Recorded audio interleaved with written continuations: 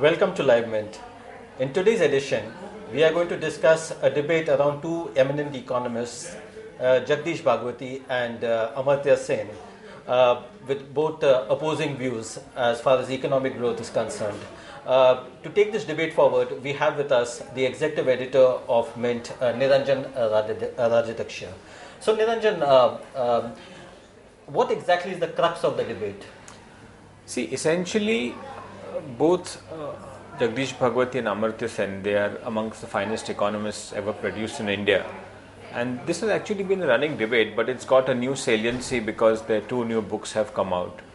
And if I would say it in a simplified manner, Bhagwati believes that India needs to focus on growth.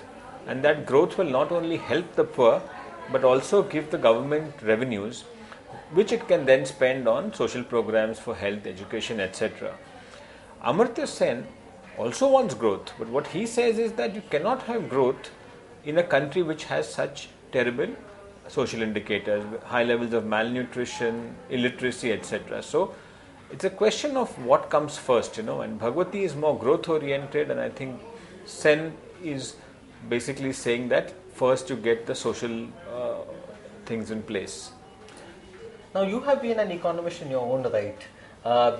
You have seen India grow over a period of time. Now we are seeing that, okay, fine, we have been hailing economic growth as the panacea for all evils. But at the same time, that has not really worked wonders. So in today's current situation, what side would you take? So in the current situation, actually, it's neither growth nor welfare. The real burning need right now is to stabilize the economy. You've seen we have high inflation, rupee tumbling, large current account deficit. But let's keep those immediate issues aside. I would tend to agree with Bhagwati.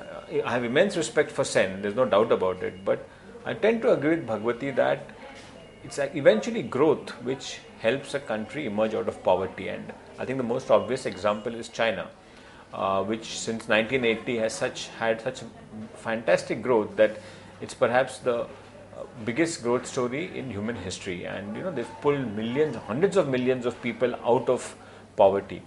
The recent report by the World Bank on the so-called Millennium Development Goals also shows that since 1990, poverty rates across the world have halved, and it's surely linked to growth. So I'm not saying Amartya Sen is all wrong, but my tilt would be towards Bhagwati. So there we have it. Niranjan believes that his can tilt slightly towards Bhagwati, but of course does not rule out Amartya Sen totally, because both are eminent economists.